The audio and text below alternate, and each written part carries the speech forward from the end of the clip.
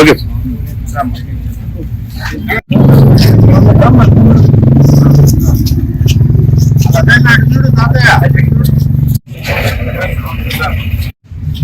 Okay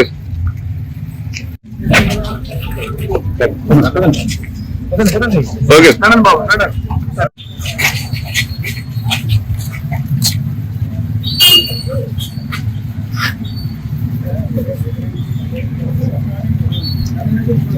ఈరోజు మా మిత్రులు గురువు గారు మోదారెడ్డి గారి విగ్రహం ప్రతిష్టాపన సందర్భంగా ఆయన ఇక్కడ రావడం జరిగింది. ముందే మా బాబు చెప్పారు, మోదారెడ్డి గారు, నేను, మా మంత్రి గారు చాలా సన్నిహితంగా ఉండేవాళ్ళు. ఆ రోజు ఎన్టీ రామారావు గారి టైంలో ప్రజాస్వామ్య పరిరక్షణ కోసం చెప్పి ఉద్యమం నడిచింది. ఆ ఉద్యమంలో మేము ముగ్గురం కూడా పాల్గొన్నాం. అంత క్లోజ్గా ఉండేవాళ్ళం మేము. అటువంటి మహా వ్యక్తి కార్యక్రమం రావడం అదృష్టంగా బాగా రావడం జరిగింది.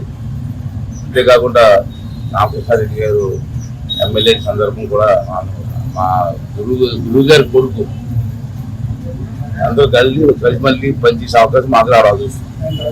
ఈరోజు ఇంతగా మంచిగా చెప్పారు, సమర్థవంతమైన ప్రభుత్వం ఉంటే కార్యక్రమాలు ఎలా జరుగుతాయి అన్నది ఈ పెన్షన్ కార్యక్రమం. చంద్రబాబు నాయుడు గారు వస్తే పెన్షన్లు కూడా ఇవ్వలేరు అన్న మాటలు మనం విన్నాం కదా గతంలో చాలా సందర్భంలో. మరి మాకు గత నెలలో సుమారు 7,000 రూపాయలు మనిషికి ఇచ్చి మనకి ఇంచుమించు 1.5 రోజుల్లో సప్లై చేసాం. ఆ రోజున ఏమన్నారంటే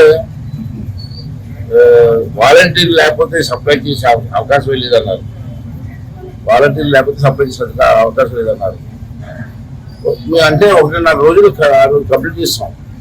ఇంకా మినిస్టర్ చెప్పాడు మాట ఎంత విచిత్రం ఏంటంటే ఈ రోజు మళ్ళీ రెండో నెలలో ఇంచుమించుగా 64 లక్షల మందికి 44,82,000 మందికి పెన్షన్ స్టార్ట్ చేసినారు కదా, 4,000 రూపాయలు మనిషికి.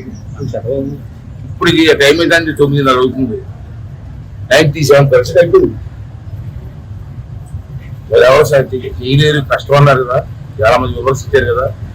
అంటే నేనేమంటానంటే ఈ సందర్భంలో మీ ద్వారా సమర్థవంతమైన పరిపాలన ఉంటే ఇది కార్యక్రమం తీసుకోవచ్చు. ఈరోజు నష్టపోయిన రాష్ట్రాన్ని కాపాడు కోసం పార్టీలకు అతీతంగా అందరూ కూడా పనిచేసి నష్టపోయిన రాష్ట్రాన్ని కాపాడుకోవాల్సిన అవసరం ఉందని చెప్పి నేను భావిస్తాను. ప్రజలందరూ కూడా దీన్ని గమనించాలని కోరుకుంటున్నాను. పార్టీలకు అతీతంగా రాష్ట్రం అందరూ రాష్ట్రం, ఇది ఏ ఒక్కటి రాష్ట్రం కాదు, అందరూ రాష్ట్రం. కాబట్టి అన్ని పార్టీల వారు కలిసి రాష్ట్రాన్ని బాగు చేసుకుంటే రాబోయే తరం వారికి మేలు జరుగుతుంది. దాన్ని దృష్టి పెట్టి నిలవాల్సిన అవసరం ఉందని చెప్పి సందర్భంగా మనం చేస్తూ ఈ రాష్ట్ర అభివృద్ధి కార్యక్రమాల్లో ప్రజలందరూ పాల్గొవాలి, అన్ని వర్గాల వారు పాల్గొనాలి.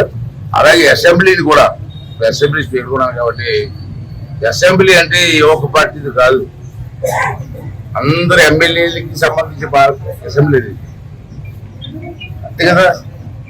మరి అసెంబ్లీకి రాకూడదండి, ఇది రాకూడదండి, అందరం వచ్చి అసెంబ్లీ పార్టిసిపేట్ చేయాలి.